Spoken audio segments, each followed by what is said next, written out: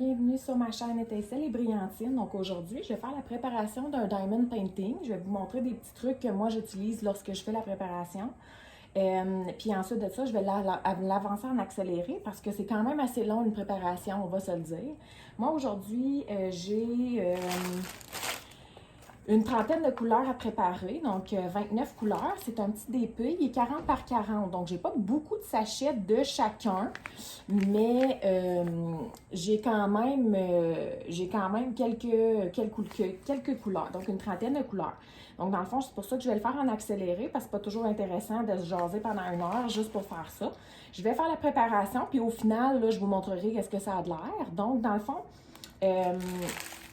petit truc que moi je fais, j'écris habituellement, je le fais sur la même étiquette, là, mais là, je vais le faire sur deux étiquettes séparées. Donc, j'écris tous les numéros DMC de mon Diamond Painting. Et je vais également faire chacun des symboles que j'ai ici, là. Donc, les petits symboles qu'il y a ici, là. Je vais faire chacun des symboles pour les numéros du Diamond Painting, tout simplement parce que lorsque je l'ai dans mon tray, puis que je suis rendue, mettons, dans ma toile, OK, ben je dois faire les 8, mais j'ai simplement besoin de regarder, OK, les 8 sont là. J'ai pas besoin de regarder la légende, ce que le numéro 150 correspond au chiffre 8 comme symbole. Là, il faut que j'aille chercher le 150. Là, il faut que je fasse... Donc, c'est juste tout simplement plus rapide. Quand on écrit et le symbole et le numéro DMC, plus besoin de regarder la légende, c'est fait. Donc, c'est important d'être pleinement là lorsqu'on prépare le Diamond Painting pour ne pas faire d'erreur à ce moment-là. Un petit truc, dans le fond, évidemment, avoir des petites étiquettes. Vous pouvez en commander plusieurs sur AliExpress pour pas cher. Il y en a également sur Amazon. Donc, moi, comme je vous dis, d'habitude, je le mets sur la même, mais là, cette fois-ci, je l'ai vraiment fait sur des étiquettes séparées. Au départ, je voulais mettre mes... c'est un petit défi, là, ce Diamond Painting-là. Donc, c'est pour ça que j'ai séparé les cases comme ça. Au départ, je voulais les mettre dans des petits sacs Ziploc, mais finalement, j'ai reçu mon rangement de plus que je me suis commandé sur Internet. Donc, dans le fond, c'est pour ça que je vais mettre les symboles aussi. Ce qui est pratique d'avoir, c'est ça, les étiquettes, un crayon, évidemment, pour écrire les symboles sur les étiquettes. Pour ouvrir les petits sachets, je vous conseille fortement des ciseaux. Quand on ouvre à la main, ça pourrait se boucher partout. Donc, puis avoir une poubelle pas loin parce que ça fait beaucoup de sachets. Donc, moi, j'ai mis mon Diamond Painting ici, mais dans le fond, c'est pas nécessaire de l'avoir présentement. Là, je peux le mettre de côté. Puis, dans le fond, la manière que je procède, c'est que j'y vais avec le plus de couleurs. Donc, la couleur qui a le plus de sachets, je vais la mettre dans les plus gros contenants.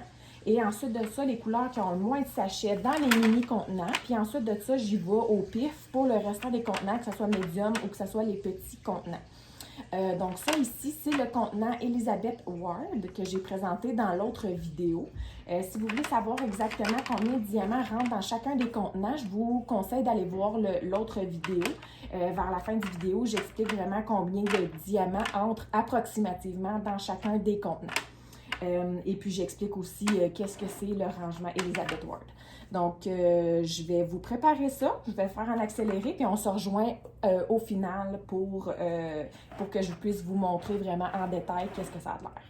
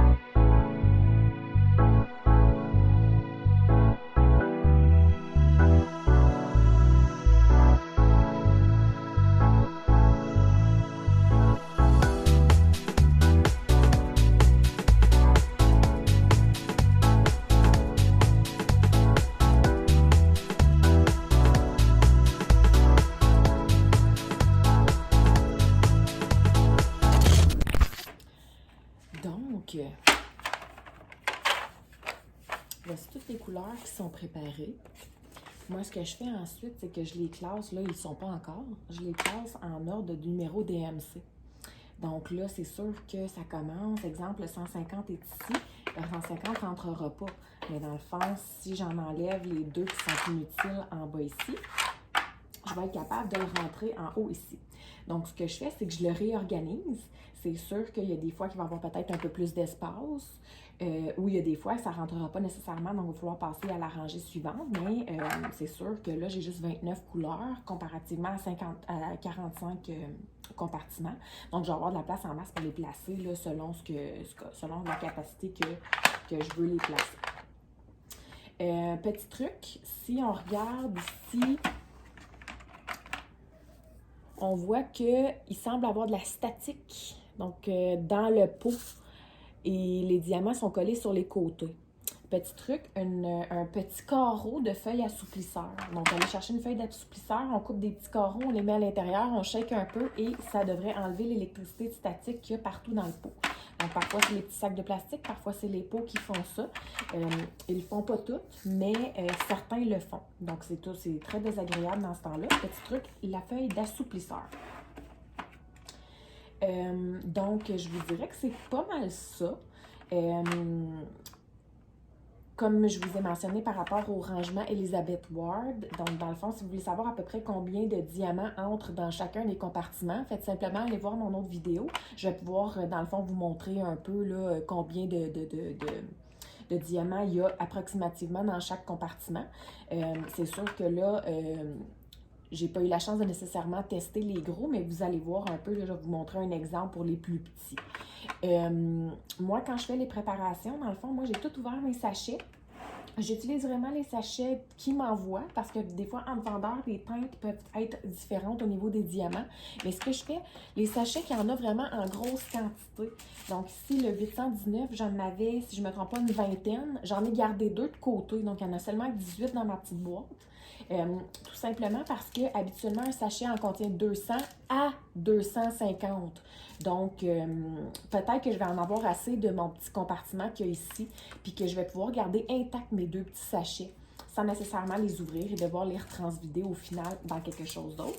Même chose pour les autres que j'avais en plus grosse quantité. Donc, celui-ci, je l'ai gardé en 1 exemplaire et celui-ci aussi en 2 exemplaires. Donc, je ne fais pas ça pour toutes les couleurs. C'est vraiment juste pour les couleurs que j'ai en très grande quantité à ce moment-là. Donc, j'espère que ça vous a plu. N'hésitez pas à poser vos questions, laisser un commentaire, faire un like, vous abonner à la page, inviter vos amis également à aimer la page. Et comme je vous dis, si vous avez des questions, n'hésitez pas à poser.